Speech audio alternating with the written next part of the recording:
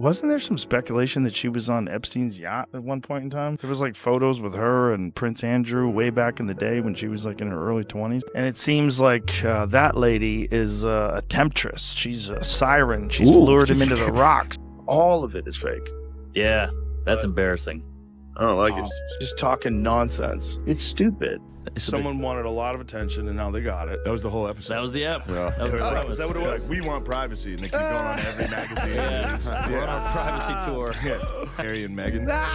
She's suing And they're him. trying to sue him. It's like, don't You're suing South Park? kick that hornet's nest. Do not. I know. Yeah, I know. One time, I just woke up, I'm in my underwear, I plop down in front of the TV, I turn it on. The moment I turn it on, Prince Harry's talking shit about me. I'm like, There was a sex tape about her. And I saw it. and I'm not even mad at Harry. Look, if I was him, I would have said the same shit. I get it. And if I met that dude, I'd love to have a drink with him. A lot of people, Meghan Markle was also in the Soho House. They said that she was a girl that was hired to walk VIPs and fill out the red carpets and stuff like that. No, I mean, she used to be on Was Deal or he No infiltrated? Deal. And now, Yeah. you can't. Yeah, look, she was on Deal or No Deal. Yeah, that's right. Yeah, with a briefcase. She didn't like being objectified on Deal. Did you think it was an executive position, ma'am? That she could have spent time with Prince Andrew and Jeffrey Epstein before meeting Prince Harry. But in the age of podcasts and screenshots, narratives don't live in isolation anymore.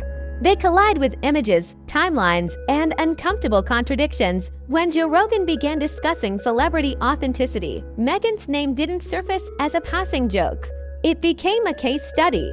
Meghan was invited to join a yacht week in Croatia in 2016. There's evidence that suggests that she went on Epstein's yacht at the same time as Prince Andrew. Rogan didn't accuse, he examined. And examination can be more dangerous than accusation. Photos long buried on the internet suddenly resurfaced in the public consciousness. Images from the exact years Meghan described as financially desperate. Images showing her aboard luxury yachts in elite European locations. And my first thought was, did I? I might have. Surrounded by wealth and access that doesn't typically align with a barely surviving narrative. Rogan didn't tell people what to think. Do you know how f***ing weird it is when a prince knows your name? He's like, Joe Rogan's giving out danger. He asked how the math worked. And once millions of listeners start asking the same question, like they moved to Montesino, like this is the fancy part of Santa Barbara, right? And they were like renting out the restaurants and being like, it just needs to be just us when we go out to eat here. Y'all are broke. Y'all got no money. silence becomes louder than denial. This wasn't framed as scandal. It was framed as inconsistency. How does someone who claims hardship occupy spaces that require invitation-only access? If you came up with the picture of an annoying, insufferable white woman, it would be Meghan Markle, even though she's not. These are not vacations booked casually. These are circles defined by exclusivity. Look what we built. We've built a beautiful life and we have 2 healthy, beautiful children. If you haven't noticed, my husband's very, very handsome. It's so fake. This can't be real. Oh, he's such a great partner. It sucks. Are you joking? It's This bad. is terrible. You suck. You suck. Rogan's audience didn't need conclusions handed to them. They drew their own. And here's where the discomfort truly begins. Because the issue isn't the photos themselves. The issue is the absence of explanation. My audience from all my trolls. How do I make sure they're not reading the truth about me? That's why I turn comments off. No names, no context, no acknowledgement. Just a narrative that skips over those years entirely. When Joe Rogan highlighted that gap, described Meghan Markle as previously having been a quote yacht girl, there have been more revelations going viral from the past. he didn't create suspicion. He legitimized it. But wait until you see what Joe Rogan did next. He didn't stop at the images. Influential man in the world, Time magazine should have been. No, Meghan Markle beat me. How if it's most influential. He connected the pattern. The repeated presence of the same gatekeepers, the same social corridors, the same unanswered questions. And when a figure with an audience this large signals that something doesn't add up, the conversation moves from fringe speculation to mainstream curiosity. This is where the story turns. to be different. It seems to be a suggestion that this was actually like a Kim Kardashian sort of moment, when it was almost planned. Do you know what I mean? Because Meghan's brand has always relied on moral positioning. Victim versus villain. Truth versus persecution. Well, she's got a massive following on Instagram, which I There suspect she wants to go. Yeah, Start wants to profiting. monetize that thing. Well, how much do you think they make? Find out how much they make. How much do they make from the royal family? But when the audience starts wondering whether the story itself was curated, the roles begin to reverse. Why these pictures are so problematic for Meghan Markle is because these pictures place her with Jeffrey Epstein. Sympathy erodes. Skepticism replaces it. And perhaps most damaging of all, this scrutiny didn't come from tabloids or critics. It came from someone immune to pressure, lawsuits, Who was also part of that circle. We have her friends calling her for Yacht Week as early as February 2016, right before she met Harry. Joe Rogan doesn't operate inside the traditional media ecosystem. He doesn't need access. He doesn't need approval. Money off the royal family. And they can't make money off the royal family, off the royal brand. So off it's the, like, you know, the idea is you're getting paid enough. Yeah. Just what a goofy So you- system. They yeah. just give them. He only needs questions that resonate. As this conversation spread, people weren't debating hate. They were debating logic. Prince Harry left the throne. They weren't attacking character. They were examining timelines. I haven't heard that term in a while. She's a harlot. Almost. She's, Yeah. well, harlot's bad, right? And once the public feels they've been sold a version of reality that doesn't fully align, trust doesn't crack quietly. Do you? Yeah, I'm a dual citizen, so. Look at yeah. you. Yeah, I know. How's right? that work? Well, I'm a little upset with Prince Harry, but other than that, it's working out really well. Are you mad that he left the throne? It collapses loudly. This wasn't about the past. It was about credibility. And once credibility is questioned, Queen. She found out on Twitter. Has Prince Harry left the throne? That is a remarkably accurate. Thank you. Yeah, voice. I've worked hard at it. every story told afterward carries an asterisk. The yachts weren't the scandal. The silence was not. So now the question isn't whether the narrative can be defended. The question is whether it can survive scrutiny at all. And this was only the beginning. The images were only the beginning. Once Joe Rogan raised the questions, the world began connecting dots that had never been connected publicly. Joe Rogan, well, he seems to be. It's like, I guess he has, look at his body language, the body language of a wonker. They also discuss Meghan Markle's days as a yacht girl. The yachts weren't just luxury escapes, they became a symbol of a carefully curated life that didn't match the struggling actress story we were told. Photos circulated showing Meghan aboard massive vessels in Monaco and the Mediterranean. So, thank you, Prince Harry, at least for that. Is this what the Queen gets, but her grandchildren's money isn't public? Oh my God. Dressed in designer outfits, champagne in hand. Surrounded by older men whose roles in her life were never fully explained. She's half black. And then the wife convinces you to leave the royal family. Like, I'm out. I don't need you guys. Which is crazy, because don't you just get free money? Each image contradicted the story of hardship and struggle she had spent years cultivating. Rogan didn't need to speculate. He simply asked the questions that exposed the cracks. You see him chew it and swallow it, and you're like, oh, it's gonna happen. Prince Harry's tripping balls. I'm gonna hover over him and go, are you sure? How does a cable TV actress afford access to invitation-only yachts? Who are these men? And what is the nature of these relationships? An actress or model, typically female, who supplements her income. Supplements her income? That sounds like OnlyFans, right? It wasn't framed as judgment, it was logic. And the logic alone was enough to make millions of listeners uncomfortable. He's reading his notes at some point. He has notes on Meghan Markle. That is odd. And then he turns and looks.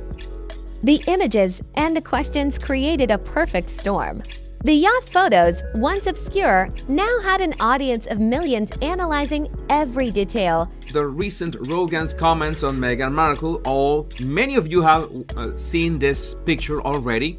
You see that there's Meghan with her Cajuna hat. I think he's not the brightest bulb in the tulip patch, Harry, to put it politely. I think she is very manipulative. Every reflection, every background element. People began cross-referencing dates, locations, and events. Meghan Markle is someone who's basically got rid of almost her entire family on her side, apart from her mother, her entire family on the father's side, including her father, which is incredibly sad. And now she's wrestled Harry away from his family. Building a picture of a lifestyle that didn't fit the narrative Meghan had promoted. At the center of this story is Marcus Anderson, a figure often mentioned quietly but rarely understood. The tall, Canadian Soho House insider appears repeatedly in images and anecdotes from the era. Sources claim he played a pivotal role in introducing Meghan to elite social circles and facilitating access that most actors spend years pursuing, if they ever do. Rogan's discussion of Marcus was subtle yet pointed. He didn't accuse directly, but the implication was clear. These connections were integral to her rise, and a missing explanation for her lifestyle now becomes a spotlight on the people behind it. Marcus's continued presence in her life, traveling with her even after her marriage to Harry, reinforces the idea that some relationships were never just casual friendships. For Prince Harry, the fallout is particularly devastating. His post-royal identity has been built around the role of protector, the man who shields his wife from the press, who confronts invasive media, and who fights for the narrative he believes should be told. But what happens when the perceived threat isn't external? When the scrutiny comes not from tabloids but from the truth, or at least the gaps in the story you believed? Rogan's commentary has allegedly forced Harry into a position of extreme discomfort. The questions about yachts and financial access don't just implicate Meghan, they challenge the foundation of his sacrifices. Did he marry the story or the person? Was he sold a version of reality carefully designed for public consumption? And the public noticed. Rogan's audience spans demographics that rarely intersect with royal commentary: professionals, young adults, everyday citizens curious about celebrity lives. When millions start to demand clarity about a life previously framed as transparent, silence becomes untenable. Every missed explanation, every evasive statement is now seen not as privacy, but as avoidance. The yacht years became the ultimate test of authenticity, and Meghan's brand, built on empowerment and independent success, began to fray. Social media reacted instantly. Posts exploded across platforms, questioning how the lifestyle described and the lifestyle photographed could coexist. The yacht images were dissected endlessly. Luxury brands, exclusive resorts, and private events were analyzed alongside her statements about financial struggle. Public curiosity quickly evolved into collective skepticism. People weren't looking for gossip, they were looking for consistency. And the narrative that once seemed unassailable now looked selectively edited. But wait until you see what Joe Rogan did next. Because it wasn't just the yachts, the connections, or the discrepancies in financial logic. It was the framing. Rogan took a narrative carefully crafted over years and exposed a tension between story and evidence, inviting millions to question everything they had been told. And once that open loop exists, the story refuses to close itself. As millions continue dissecting the yacht photos, analyzing every detail, and sharing their theories. The question looms over Meghan Markle's brand. Can a carefully constructed image survive when the public has permission and motivation to investigate? Can a story of struggle coexist with evidence of elite access? And if so, how will she reconcile the two before the narrative becomes dominated entirely by speculation? The silence from Montecito may be loud, but the noise from the audience is deafening, and it is only growing louder every day. The yacht saga isn't just about images or parties, it's about perception. Once Joe Rogan highlighted the discrepancies between Meghan Markle's professed struggles and her documented lifestyle, the public began seeing her in a completely new light. Every private jet, every exclusive event, every luxury item that surfaced during her pre-fame years became a question mark. The narrative of a self-made actress grinding her way up in Hollywood started to crumble, replaced by a story that suggested a carefully orchestrated social climb facilitated by elite access. The yacht years weren't just vacations, they were a pathway, a series of invisible doors opened by connections most people can only dream of. And the ramifications reach beyond the images themselves. Prince Harry, once portrayed as the heroic partner defending his wife against intrusive media, now finds himself in an impossible position. The questions Rogan raised forced Harry to confront not just public scrutiny, but personal doubt. Did he truly know the woman he left everything for? Did he marry the person, or the version of her presented to the world? Every photo and anecdote from the yacht era chips away at the romantic narrative, reframing him as the prize rather than the protector. The humiliation isn't theoretical, it's immediate, viral, and impossible to control. For a man who gave up titles, family relationships, and national duty for love, the notion that he may have been navigating a story crafted for optics is crushing. Meanwhile, the network of individuals surrounding Meghan, particularly Marcus Anderson, comes under the spotlight.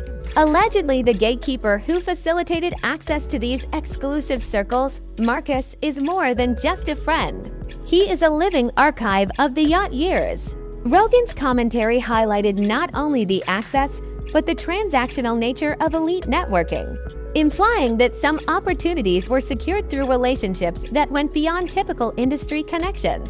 Public fascination with these dynamics has reached fever pitch, and social media users are piecing together timelines, cross-referencing images, and questioning how such access aligned with her stated financial hardships. Each unanswered question amplifies the narrative that Meghan may have carefully curated her image to mask reality. The broader cultural impact is undeniable.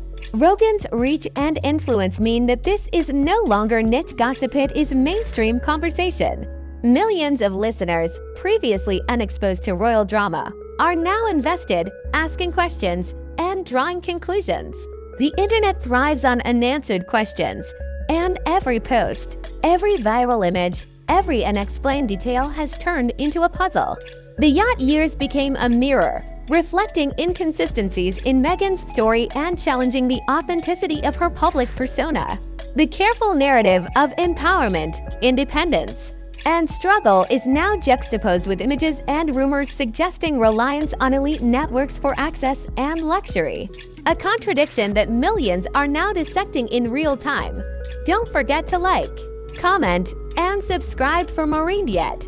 Meghan remains silent. The absence of explanation only fuels the speculation. Each delay, each non-response, is interpreted as confirmation. The term yacht girl now carries weight, shaping perception in ways a traditional PR campaign cannot undo. Rogan's role in this is pivotal. He didn't simply report. He gave the audience permission to scrutinize, question, and connect the dots themselves. The power dynamic has shifted entirely. For the first time, the narrative is not controlled by lawyers, PR teams, or curated interviews. It is crowdsourced, viral, and unstoppable. Don't forget to like, comment, and subscribe for more. So, where does this leave Meghan Markle?